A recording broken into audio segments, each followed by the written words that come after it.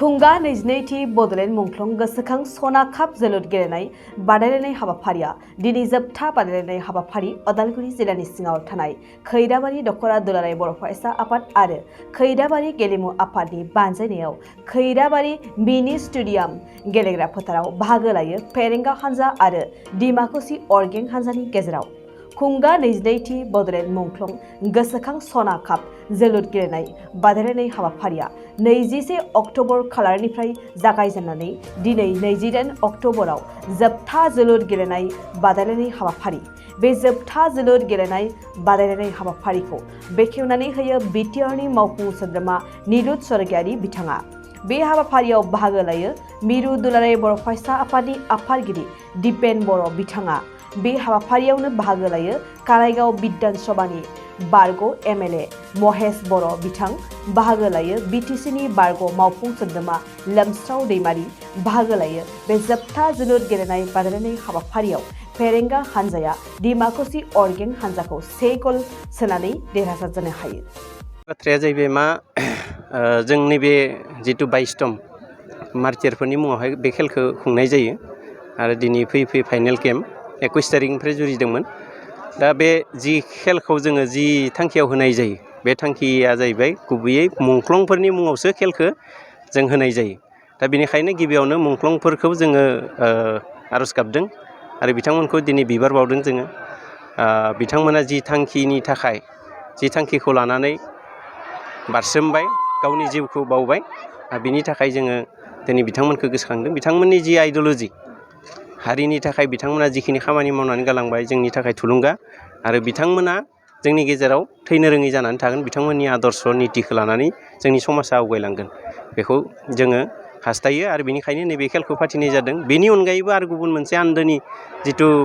थांखि बे थांखिया जाहैबाय जोंनि बे ओनसोलाव जोंनि जिफोर जाखांफुनाय लाइमोन सेंग्रा सिख्लाफोर दङ बिथांमोननि गेजेराव मोनसे स्पर्ट्सनि बेलायाव जागरन मोनसे जोङो नुनो मोनो आरो बिथांमोना जाहाथे गुबुन सिन्था खालामनो हाया बे खेलनि गेजेरजोंबो बिथांमोननि जि लाइफनि केरियारखौ दाफुंनो हायो बेखौ जोङो थांखि लानानैनो नैबे खेलखौ जोङो फालिदों,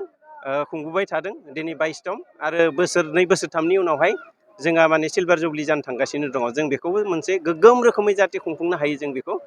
थांखि लादों आरो बिसेसकय बेथ' जोङो मुंख्लं न'खरफोरखौ संस्थापन होनायनि बाथ्रा, बिथांमोनखौ नायनायनि बाथ्रा, बिथांमोननि जि थासारि बेखौ मोजां खालामनायनि बे बाथ्राया दिनै बिटिसि काउन्सिलनि बाथ्रा। बिटिसि काउन्सिला बेवहाय जि रोखोमनि आसनि लायो जिबायदि थांखि लायो बेजोंनो जों थांनांगोन आरो बिटिसि ओनसोलाव जायफोर मुंख्लं जाबाय बे न'खरफोरखौ नायैनि बाथ्रा गैया। बिथांमोनखौ नायनो थाखायनो दिनै बिटिसि काउन्सिला गुबुन गुबुन रोखोमनि आसनि लादों आरो बेयाव जोंबो दङ आरो बे गुबैयै जों जि खेल फाथिदों बेनि लोगोसे जों बिथांमोनखौ मालाबाबो बावनो नागिराखै। बिथांमोननो मोनसे आलादा एखुथा जों मोनसे आसन होनायनिसो बेब'स्था खालामदों। गिबियावनो बिथांमोननो साबायखर होदों। दिनैनि नैबे 22थि जि Bodoland gold cup football tournament बेखौ खुंफुंनायाव जाय बिथांमोना जोंनो सान्दा होबाय, जायफोरानोखि धोन दौलत होनानै जोंखौ बे हाबाफारिखौ मावफुंनो थाखाय मदद होबाय बिथांमोननो साबायखर होदों। बेजों लोगोसे जायफोर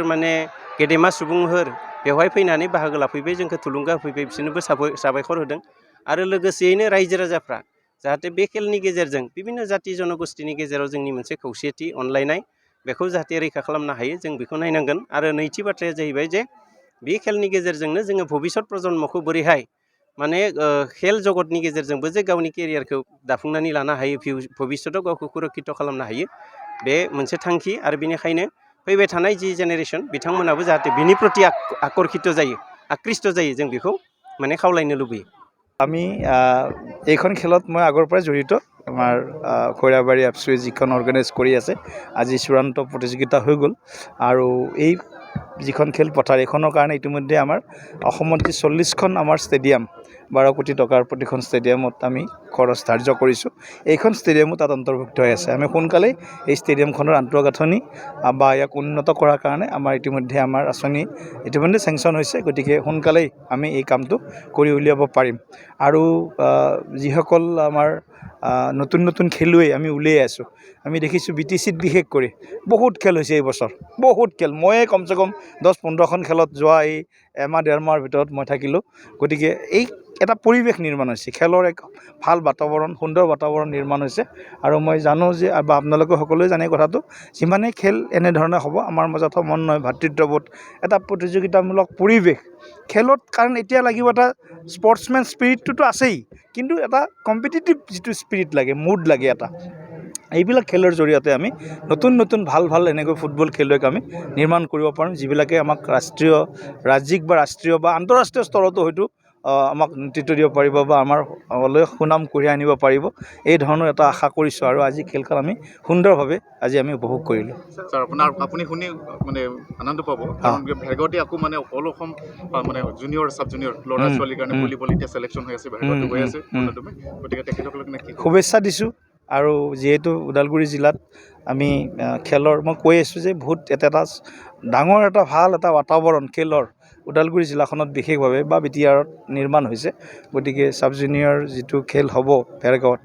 আমি সকলোৱে মিলি সহযোগিতা কৰিম আৰু ইয়াত সুন্দৰভাৱে যাতে খেলখন আমি অনুষ্ঠিত কৰি আমাৰ খেলুৱৈসকলৰ লগতে আমাৰ যিসকল অৰ্গেনাইজাৰ আহিব সেই সকলকো যাতে আমি তেখেতসকলক সা সুবিধাৰে আমি যিখিনি পাৰোঁ তেখেতসকলক আমি সন্তুষ্ট কৰাৰ কাৰণে চেষ্টা কৰিম মিয়া মিউজিয়াম সন্দৰ্ভত ইতিমধ্যে যথেষ্ট বিতৰ্ক হৈছে মিয়া মিউজিয়ামৰ পৰিকল্পনাটো এইটো এটা গভীৰ ষড়যন্ত্ৰৰ এটা অংশ আমাৰ জাতি জনগোষ্ঠীসমূহৰ মাজত বিভাজন আৰু ধৰ্মীয় মেৰুকৰণ সাম্প্ৰদায়িক ৰাজনীতিয়ে নহয় এটা মৌলবাদী এটা শাসন বা এটা ISIৰ যিটো ধৰক তেওঁলোকৰ ষড়যন্ত্ৰবিলাক থাকে ভাৰতবৰ্ষক মানে অস্থিৰ কৰাৰ কাৰণে গতিকে অসমকো অস্থিৰ কৰাৰ কাৰণে এনেধৰণৰ কিছু বিষয় কিছু বিতৰ্ক নহয় কেৱল এইটো এই বিষয়বিলাকে আমাক একচুৱেলি সজাগ হৈ থাকিবৰ কাৰণে সোঁৱৰাই দিছে যে আমি এইটোৱে শ্ল' পয়জনটো এতিয়াতো শ্ল' পয়জনত নাই এতিয়া আৰু একদম পয়জন হৈ গৈছে অসমখনত গতিকে আমিখিনি মানুহ যদি একলগ নহওঁ তেতিয়াহ'লে কিন্তু এই মিয়া মিউজিয়ামৰ পৰা গৈ ইয়াত কিন্তু যিটো ৰছুল হক বাহাদুৰ দাবী কৰিছিল মুছলিম স্বায়ত্তশাসন গতিকে তেনেধৰণে মুছলিম ৰাজ্যৰ দাবীও হয়তো ইয়াৰ মানে এই যিবিলাক আৰম্ভণি হৈছে এইবিলাক আৰম্ভণি বুলিহে ক'ব লাগিব ৰাজনৈতিক বুলি নহয় এইটো ৰাজনৈতিকটো মানে এটা থাকিবই এটা ৰাজনৈতিক এটা এংগুল থাকিব কিন্তু ৰাজনৈতিকত কৰিও অসমখনক দেশখনক অস্থিৰ কৰাৰ কাৰণে অসমৰ বা ৰাষ্ট্ৰৰ সুৰক্ষাৰ প্ৰতি এটা ভাবুকিস্বৰূপ কিছুমান বিষয় PFI আজি অভাৰগ্ৰাউণ্ড আজি যি অৰ্গেনাইজেশ্যন তেওঁলোকৰ যিবিলাক গতিবিধি সম্পূৰ্ণ অৰাষ্ট্ৰীয় বা মানে আমাৰ দেশৰ বিৰোধী গতিবিধি গতিকে এইবিলাকক যদি আমি এতিয়াই তেওঁলোকক শান্ত নকৰোঁ তেওঁলোকক এতিয়াই যদি আমি মানে গুৰিৰ পৰা পুলিয়ে পখালিয়ে উভালি পেলাব নোৱাৰোঁ তেতিয়াহ'লে এওঁলোক গুজেই গছলৈ ৰূপান্তৰ হ'ব फोरोंगिरि मावनो गोसो जानाय बिजाथिफोरनि थाखाय गोजोनथाव खौरां बाक्सा जिल्लानि सालबारियाव थानाय गुड शेफार नेशनेल स्कुलाव गोबां फोरोंगिरिनि गोनांथि जादों बे फरायसालियाव गाहाय फोरोंगिरिजों लोगोसे आखान्थि फोरोंगिरि आरो साबा आयदा फोरोंगिरिफोरनि गोनांथि जादों फोरोंगिरिफोरनि मासिखौ बिजाथिफोरनि गेजेराव आनजाद लानायनि गेजेरजों थिसननानै लानाय जागोन गाहाय फोरोंगिरि मासियाव एप्लाइ खालामनो थाखाय बिजाथिफोरा MA MSc BEd डिग्री लानाय इंराजि रोंगौथि गोनां लोगोआव 5 बोसोर गाहाय फोरोंगिरि महरै मावखांनाय रोंगौथि थानाय जानांगोन गाहाय फोरोंगिरिनि दान बान्थाखौ 14 निफ्राय 20 रोजानि गेजेराव होनाय जागोन बेजों लोगोसे विज्ञान फोरोंगिरि इंराजि आयदानि फोरोंगिरि विज्ञान आयदानि फोरोंगिरि हिन्दी आयदानि फोरोंगिरि आरो सासे हस्टेल फोरोंगिरिनि गोनांथि बेफोर आयदा फोरोंगिरिनि थाखाय गोसो गुदुं बिजाथिफोरा एप्लाइ खालामनोब्ला विज्ञान फोरोंगिरिनि थाखाय बिजाथिया MSc आरो BEd डिग्री लानाय जाथारनांगोन बेनि दान बान्थाखौ 10 निफ्राय 15 रोजानि गेजेराव होनाय जागोन इंराजि आयदानि फोरोंगिरिनि थाखाय बिजाथिया इंराजि आयदायाव MA खालामनाय आरो BEd डिग्री लानाय जाथारनांगोन बेनि दान बान्थाखौ 10 निफ्राय 15 रोजानि गेजेराव होनाय जागोन विज्ञान आयदानि फोरोंगिरिनि थाखाय बिजाथिया BSc लोगोआव BEd DLED डिग्री जाथारनांगोन बेनि दान बान्थाखौ 9 निफ्राय 14 रोजानि गेजेराव होनाय जागोन हिन्दी आयदानि फोरोंगिरिनि थाखाय बिजाथिया हिन्दी आयदायाव MA खालामनाय लोगोआव BA DNED डिग्री गोनां जाथारनांगोन बेनि दानबान्थाखौ 9 निफ्राय 12,000नि गेजेराव होनाय जागोन हस्टेल फोरोंगिरि महरै बिजाथिया BA BSc लानाय लोगोआव इंराजि रोंनाय जाथारनांगोन बेनि दानबान्थाखौ 8 निफ्राय 10,000नि गेजेराव होनाय जागोन गोसो गुदुं बिजाथिफोरा थाबैनो 7086283946 नम्बराव WhatsAppनि गेजेरजों गावनि बिजाथिनि फोरमानलाइखौ हरनो हागोन लोगोसे गोबां मिन्थिनो थाखाय 8473002079 जानबुं अनजिमायाव कल खालामनानै खौरां लाहरनो हागोन आनजादखौ बोहैथि दाननि 30 अक्ट'बर रबिबार खालि फुंनि 10 रिंगायाव लानाय जागोन